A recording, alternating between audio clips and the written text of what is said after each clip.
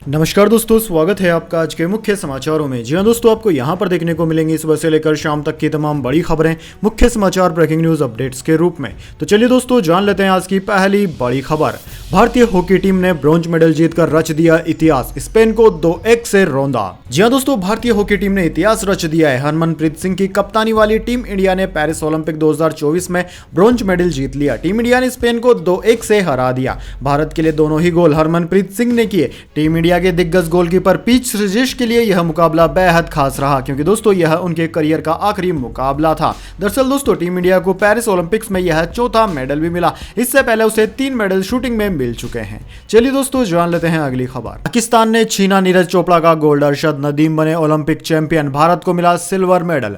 जहां दोस्तों, Paris Olympic 2024 में भारत की सबसे बड़ी उम्मीद नीरज चोपड़ा गोल्ड मेडल जीतने से चूक गए हैं। टोक्यो ओलंपिक में गोल्ड मेडल जीतने वाले भारतीय स्टार को पेरिस में सिल्वर मेडल से संतोष करना पड़ा। दरअसल दोस्तों, नीरज चोपड़ा के दोस्त पाकिस्तान के अरशद नदीम ने ओलंपिक रिकॉर्ड बनाकर गोल्ड मेडल जीता। उन्होंने 92.97 मीटर थ्रो किया, जो ओलंपिक इतिहास में सबसे अधिक है। नीरज चोपड़ा ने टोक्यो ओलंपिक में 87.58 मीटर के साथ गोल्ड मेडल जीता था। वहीं दोस्तों, नीरज चोपड़ा ने 89.45 मीटर थ्रो के साथ पेरिस ओलंपिक 2024 में जेवलिन थ्रो का सिल्वर मेडल अपने नाम किया है। यह पेरिस ओलंपिक में भारत का पहला सिल्वर और कुल मिलाकर चौथा मेडल है। इसके साथ ही नीरज भारत के सिर्फ दूसरे ऐसे खिलाड़ी बन गए जिन्होंने भारत के लिए लगातार 2 ओलंपिक मेडल जीते हैं। उनसे पहले सिर्फ सुशील कुमार ही 2 बार लगातार 2008 और 2012 में ओलंपिक मेडल जीत सके थे। चलिए दोस्तों, जान लेते हैं अगली खबर। वक्फ संशोधन बिल लोकसभा में हुआ पेश। रिजिजू ने इसे संयुक्त संसदीय समिति के पास भेजने का प्रस्ताव रखा। ओवैसी बोले, केंद्र मुसलमानों का दुश्मन है। जी हां दोस्तों, केंद्रीय अल्पसंख्यक कार्य मंत्री किरण रिजिजू ने आज लोकसभा में वक्फ कानून में संशोधन के लिए बिल पेश किया। रिजिजू ने बिल को संयुक्त संसदीय समिति जेपीसी के पास भेजने का भी प्रस्ताव रखा। दरअसल दोस्तों, इस बिल का Congress, Sapa, NCP, AIMIM, TMC, CPIM, IUML, DMK, RSP ने विरोध किया है। कांग्रेस सांसद के वेणुगोपाल राव ने कहा कि सरकार कम्युनिटीज के बीच में विवाद पैदा करना चाहती है। एआईएमआईएम सांसद असदुद्दीन ओवैसी ने कहा कि इस बिल को लाकर केंद्र सरकार देश को जोड़ने का नहीं बल्कि बांटने का काम कर रही है। यह विधेयक इस बात का सबूत है कि आप मुसलमानों के दुश्मन हैं। चलिए दोस्तों, जान लेते हैं अगली खबर। प्रधानमंत्री मोदी ने अंतरिम सरकार के गठन पर मोहम्मद यूनिस को दी बधाई। बोले, बांग्लादेश में हिंदुओं की सुरक्षा सुनिश्चित हो। जी हां दोस्तों, बांग्लादेश में कई दिनों की अशांति और राजनीतिक उथल पुथल के बाद अंतरिम सरकार का गठन हो गया। नोबेल शांति पुरस्कार विजेता मोहम्मद यूनिस ने गुरुवार को देश में अंतरिम सरकार के प्रमुख के रूप में शपथ ली। प्रधानमंत्री नरेंद्र मोदी ने शपथ ग्रहण के बाद मोहम्मद यूनिस को बधाई दी और बांग्लादेश में हिंदुओं सहित सभी नागरिकों की सुरक्षा सुनिश्चित करने की मांग की है। वहीं दोस्तों, प्रधानमंत्री मोदी ने अपनी सोशल मीडिया पोस्ट में लिखा कि प्रोफेसर मोहम्मद यूनिस को उनकी नई जिम्मेदारियां संभालने पर मेरी शुभकामनाएं। हम हिंदुओं और अन्य सभी अल्पसंख्यक समुदायों की सुरक्षा सुनिश्चित करते हुए सामान्य स्थिति में जल्द से जल्द वापसी की उम्मीद करते हैं। चलिए दोस्तों, जान लेते हैं अगली खबर। चुनाव आयोग की टीम जम्मू कश्मीर पहुंची। इलेक्शन कमीशन की आज पॉलिटिकल पार्टियों के साथ बैठक। 30 सितंबर तक विधानसभा चुनाव कराने की है डेडलाइन। जी हां दोस्तों, आगामी विधानसभा चुनाव को लेकर इलेक्शन कमीशन की टीम आज जम्मू कश्मीर पहुंच गई। मुख्य चुनाव आयुक्त राजीव कुमार समेत 3 चुनाव आयुक्त रीजनल और नेशनल पार्टियों के साथ मीटिंग करेंगे। शेर कश्मीर इंटरनेशनल कॉन्फ्रेंस सेंटर में होने वाली मीटिंग के लिए नेशनल कॉन्फ्रेंस, पीडीपी, कांग्रेस और अन्य दलों के नेता पहुंचे हैं। दोस्तों, इलेक्शन कमीशन की आज पुलिस अधिकारियों और सुरक्षा बलों के साथ भी बैठक होगी। 9 अगस्त को दोपहर 2:30 बजे इलेक्शन कमीशन एक प्रेस कॉन्फ्रेंस भी करेगा। चलिए दोस्तों, जान लेते हैं अगली खबर। सीएम भगवत मान ने खोला खजाना। ब्रॉन्ज जीतने वाले पंजाब के हॉकी खिलाड़ियों को देंगे 1-1 करोड़ रुपए।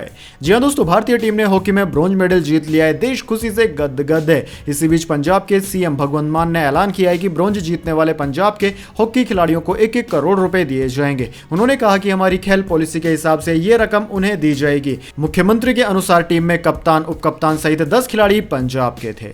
चलिए दोस्तों, जान लेते हैं अगली खबर। ऐसी उपलब्धि जिसे आने वाली पीढ़ियां याद रखेगी। ओलंपिक में भारतीय हॉकी टीम की जीत पर प्रधानमंत्री मोदी ने भी किया पोस्ट। जी हां दोस्तों, भारत की शानदार जीत के बाद राष्ट्रपति द्रौपदी मुर्मू और प्रधानमंत्री नरेंद्र मोदी समेत तमाम नेताओं और हस्तियों ने भारतीय हॉकी टीम को बधाई दी है। प्रधानमंत्री मोदी ने लिखा कि एक ऐसी उपलब्धि जिसे आने वाली पीढ़ियां याद रखेगी। भारतीय हॉकी टीम ने ओलंपिक में शानदार प्रदर्शन करते हुए ब्रॉन्ज मेडल पर कब्जा जमाया। यह और भी खास है क्योंकि यह ओलंपिक में उनका लगातार दूसरा मेडल है। उनकी सफलता, कौशल, दृढ़ता और टीम भावना की जीत है। उन्होंने बहुत हिम्मत दिखाई। खिलाड़ियों को बधाई। हर भारतीय का हॉकी से भावनात्मक जुड़ाव है और यह उपलब्धि हमारे देश के युवाओं के बीच इस खेल को और भी लोकप्रिय बनाएगी। चलिए दोस्तों जान लेते हैं अगली खबर। दिल्ली कोचिंग हादसे की मजिस्ट्रेट जांच रिपोर्ट सामने आई, बेसमेंट का गलत इस्तेमाल किया गया, एमसीडी और फायर डिपार्टमेंट ने यह बात छिपाई।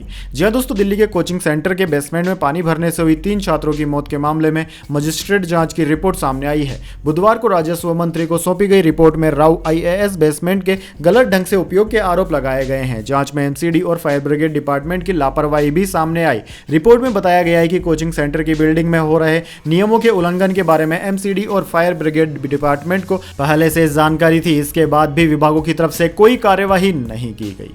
चलिए दोस्तों जान लेते हैं अगली खबर। अजित पवार बोले, सीएम पद मिलता तो पूरी एनसीपी ले आता। कहा, राजनीति में शिंदे फडणवीस से सीनियर हूं, सब आगे बढ़ गए, मैं पीछे रह गया।